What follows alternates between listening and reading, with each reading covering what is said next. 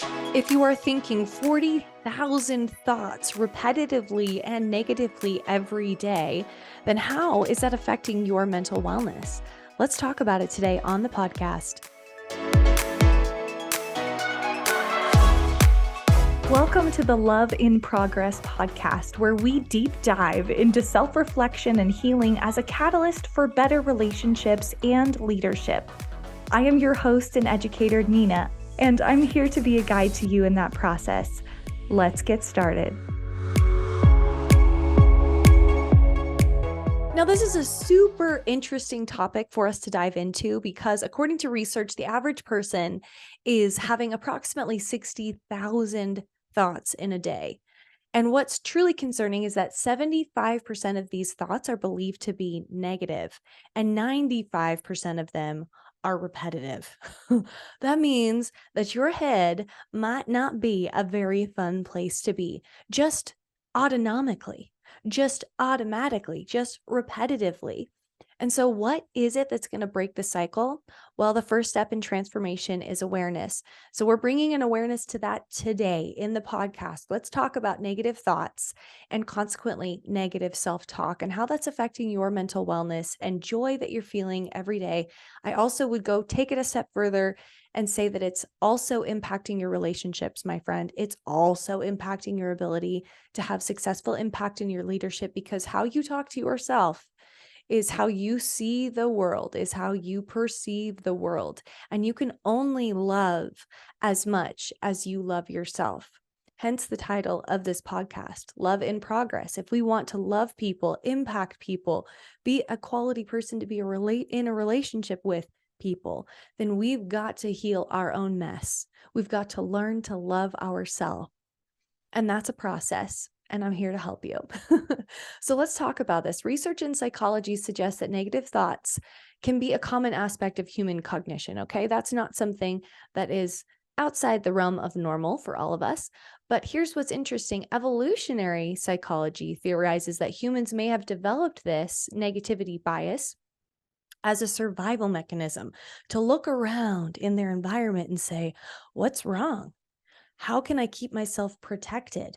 And consequently, in our modern day nervous system, it's showing up as the very typically termed, and I'm sure you've heard it, fight or flight response. That's a real thing in your nervous system. When it thinks it's in danger, it's going to respond differently. Your heart's going to race.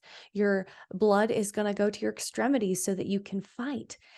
For many individuals, it can cause like a irresponsiveness in their brain and executive functioning because they think, I don't need to think right now and reason. I need to get myself out of danger. Now, you can imagine how living in that space day in and day out would be physically and mentally and spiritually exhausting. And yet, we've kind of treated it like normal. People living in fight or flight doesn't seem that odd to us anymore. But what I want to help you understand when it comes to your wellness and to your personal healing is that you're not meant to stay in fight or flight. And when you can identify key triggers and factors, some of the physicality ones I've already mentioned now, you can say, all right, I got to turn this off. I got to turn off my nervous system's response and get back into cognition. And that's what we're going to dive into as a part of your reflective and your action taking steps of the podcast, which I hope that you do each time you listen to the podcast. It's not just something educational, but it's something you can put into reflection and then ultimately into action, because that's what I believe transformation is all about. That's what I believe personal development is all about. So this is pretty cool. Like, we're understanding how negative information is protective for us, but I would also say that you're fighting too against the human tendency to attract towards negative, towards problematic situations. Have you ever felt an addiction to gossip? Or the chance to give people a good story when something goes wrong in your life? That is also a evolutionary process that the human race has gone through because it's interesting. It keeps people engaged. And unfortunately, it also is like a dopamine to the brain. It's an addiction. It's something that we enjoy activating within us and it gives our attention and readily, versus the positive information, which is a little more boring to us. So we've got a couple of things that we're working against in our brain's natural responses. And I think you understanding the psychology of the brain is going to be really powerful as you get intentional with that, because we've got to just take out the negativity bias, the one that says we want to go find something that's interesting and negative, more than something is positive. But we also have to go into that evolutionary bias as well, that we're always in danger and we're needing to protect ourselves. Because here's the truth: you live in a fairly safe society. You do. You're modernized. You don't have the typical safety factors. But what's interesting in our modern brain is that we find other things to fear. Add in media exposure, we are able to access information and situations and environments that we don't actually exist in, but we have information accessible to us about those environments. And so we have the paranoia that exists in our brain secondary to the actual situation. What do you think anxiety is, my friends? It's thinking about a situation that you're not even in and imagining what it would feel like, so much so that you have a bodily response from it. And what is that? It's because your thoughts trigger emotion, and your emotions elicit a physical response. So if you're seeing how this is all interconnected, how it's all tied together. And so we got to get back to the thoughts. That's the place that we know we can work on. And if we know that many of them are repetitive, let's start changing the pattern, because I think thoughts, like anything else, habits wise, can be changed, can be shifted. We just have to go off the beaten path of where we had been walking before, build out structures and scaffolding to support new thinking so that we don't cycle back into those negative, repetitive cycles. You here for it? You ready for it? Let's go into it. So here's my number one tip is, one, if it's a process that's helpful for you, write down some of the negative thinking cycles that you get in, situations, triggers, whatnot, just as an increased awareness. When I'm in this situation, I tend to go down this negative thinking cycle, this rabbit hole. And then when that situation comes up, you're armed and ready and say, okay, I know that I'm going to experience and encounter this person, this situation, this experience once a day, usually around this time. So here is how I'm going to emotionally prepare. I'm going to come into the situation, do some deep breathing, activate that prefrontal cortex, which is the part that helps you reason and think without an emotional, quick response. And then I'm going to think about what I'm thinking about. That is called metacognition, thinking about how you think. And that awareness to the metacognition can be the catalyst for you shifting it, for shifting that self-talk, and ultimately the thoughts that follow from that self-talk. Powerful, right? Here's the thing that I really think is going to blow your mind. Your brain is so dang smart. It is wanting to protect you. It is looking to answer questions. You might be asking it the wrong question. Like if you're saying, why am I like this? Or why is that person like this? Why do I always make this mistake? Why do I always step into that trap? Why do I always get into this type of relationships? Why do I always feel attracted to this type of person? Why do I always push away that gut feeling and just act anyway? Those are the questions that your brain's just like, I don't know. Maybe because we're dumb. Maybe because we're useless. Maybe because we're worthless. Maybe because we never learn from our own mistakes. Do you imagine how that's going to perpetuate a lot of negative thinking? And listen, I'm speaking from experience.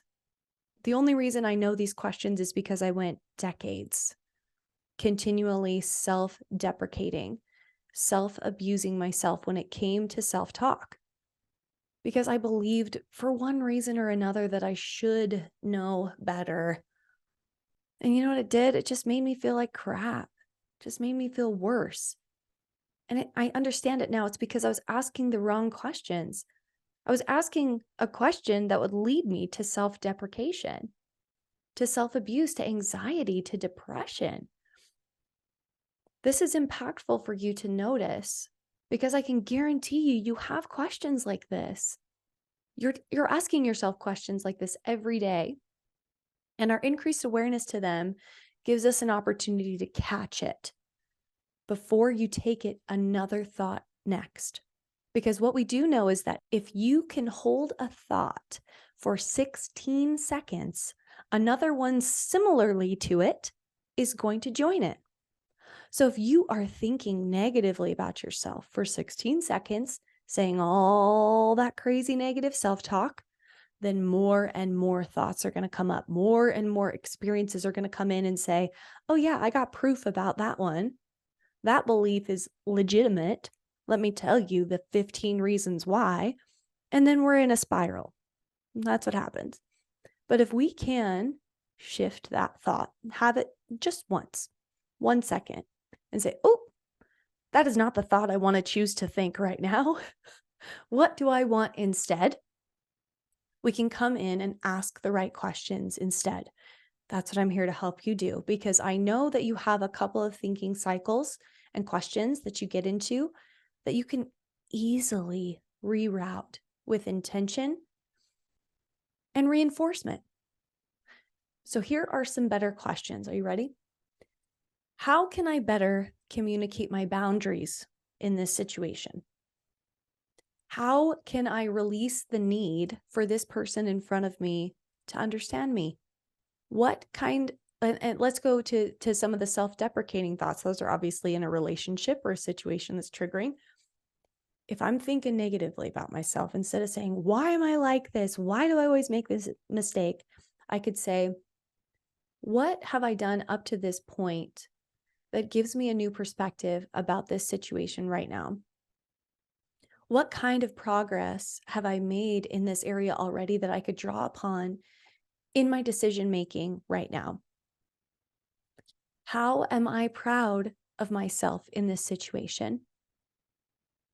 And what elements can I open my eyes to be more responsive right now? Ultimately, this is the question you want to ask. What resources, brain, do I have available to me right now to help me work through this problem effectively? I need some help, brain. So draw on your beautiful memory database and help me help myself. Mm, mm, that's a big difference. It's a big difference. And I hope you can see and identify clearly at least one or two typical triggers in your day where you can get into this negative thinking cycle, complaining, gossiping, self-deprecating. Any of those qualify?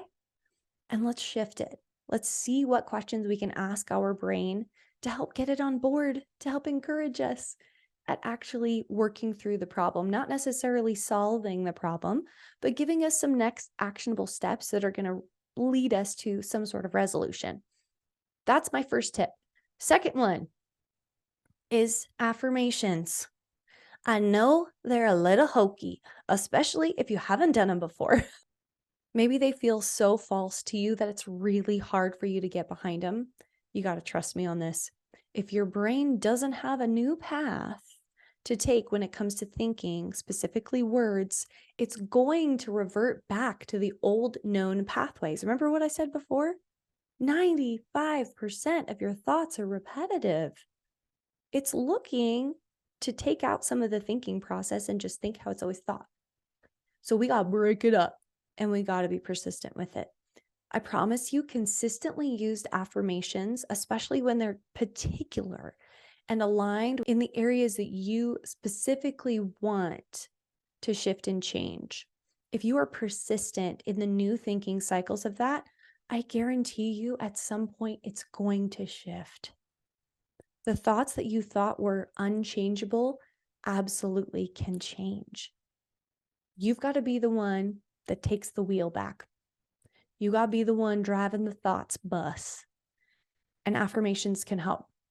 Now, if you're new to affirmations and you're like, I don't even know what to say to myself, I have a resource for you, a free download of images that you can actually put as your lock screen on your phone so that when the stinking thinking comes in, you just pull out your phone, read those affirmations aloud or in your head, and give yourself a chance to reset that pathway off of the beaten path and onto a better way of thinking, one that's more self-encouraging, more self-loving, more self-grace giving. And listen, I did some affirmations that were super general and also not super normal, because I feel like sometimes we hear the affirmations that are a bit cliche, and again, we can't get behind them.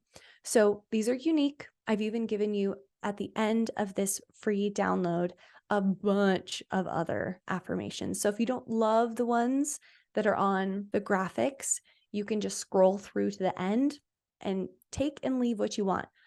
You can even go to ChatGPT and say, write some self-affirmations about, and then you can type in the area that you're typically thinking negatively about.